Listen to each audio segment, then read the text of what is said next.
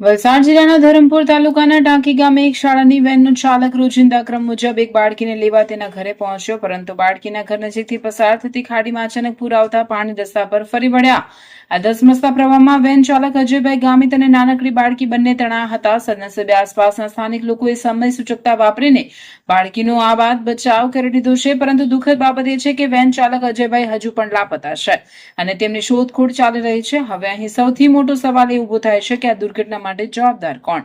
દક્ષિણ ગુજરાતમાં અતિ ભારે વરસાદની સ્પષ્ટ આગાહી હતી. આ આગાહીને પગલે સુરત ગ્રામ્ય અન્ય પાડોશી જિલ્લાઓને સંઘ પ્રદેશ સેલવાસે એક દિવસ અગાઉથી શાળાઓમાં રજા જાહેર કરી દીધી હતી. તો પછી વલસાડ જિલ્લાનું વહીવટી તંત્ર અને શિક્ષણ વિભાગ કેમ ઊંઘતું રહ્યું? તંત્ર છેક આજે વહેલી સવારે જાગ્યું ને ત્યારે શાળાઓ બંધ કરવાનો આદેશ આપ્યો, પરંતુ ત્યાં સુધીમાં તો મોડું થઈ ચૂક્યું હતું. બાળકો શાળાએ જવા નીકળી ચૂક્યા હતા. જો વલસાડ જિલ્લા વહીવટી તંત્ર દ્વારા અગાઉથી સાવચેતીના ભાગરૂપે શાળાઓમાં રજા જાહેર કરી હોત તો આજે વેન ચાલક અજયભાઈ ગામે જીવતા હોત.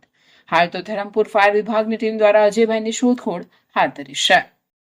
આજે સવારે લગભગ 9:30 થી 10 વાગ્યાની આસપાસ ટાંકી અને ટિસ્કરી તલાટ ગામની જે હદ છે ત્યાં એક મધરદેવી ફળિયા સુધી જતો એક રસ્તો છે. સ્કૂલ વાન ચાલક બહાર રોડ ઉપર એની વાન ઊભી રાખી અને બાળકીને લેવા ગયો હતો. પાણીનો ભરાવો ખૂબ ઓછો હતો, પરંતુ રસ્તાનું પૂરેપૂરું અનુમાન ન થતા એક વ્યક્તિ ડૂબી ગયા છે અને એમની રેસ્ક્યુની કામગીરી અત્યારે ચાલુમાં છે. અમારી લાઈવ ન્યૂઝ 24 ચેનલને સબસ્ક્રાઇબ કરો,